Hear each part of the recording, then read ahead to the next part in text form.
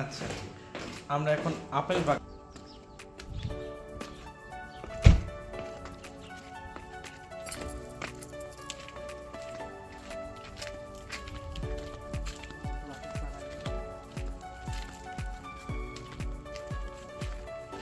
Apple গাছ, এই হচ্ছে আপেল।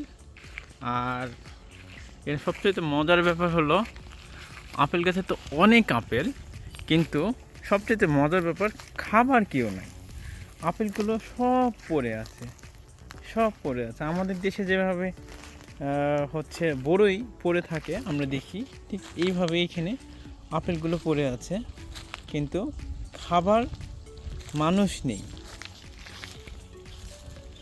এটা হচ্ছে আপেল। ইস,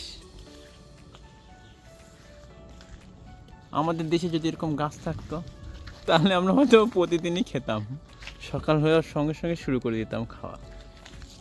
এই হচ্ছে আপেল গাছ, অনেক আপেল একটা গাছে পড়ে আছে আপেল। এই সময়টাতে মনে হচ্ছে আর কিছুদিন পরে আপেলগুলো খুব ভালো মানের হবে, কারণ এখন তো সামার চলতেছে। হ্যাঁ, সামারে আপেলগুলো ছোট হয়, আর উইন্টারে আপেলগুলো বেশ লাল এবং বড় হয়। এই হচ্ছে অবস্থা। এটা হচ্ছে এরলাঞ্জেন, জার্মানি।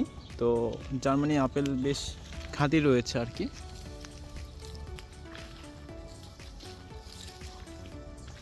এই আপেলগুলো আমাদের দেশে অ্যাভেলেবল পাওয়া যায় আর কি, কিন্তু এইভাবে আপেল কখনো গাছ থেকে ছিঁড়ে খাওয়া হয় নাই।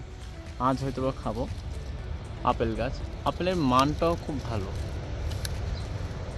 এই আপেলগুলো সাইজ বেশ ভালো।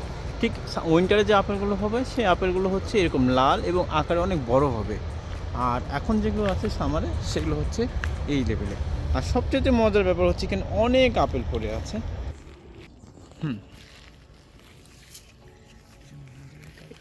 এইটা কি গাছ জানি না, কিন্তু এই ফলটা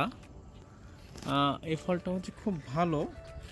এটা কি ফল আমার সঠিক জানা নাই, বাট এই ফলটা হচ্ছে খাওয়া যায়। খান, হ্যাঁ, 3 ইউরো করে পার কেজি। এটা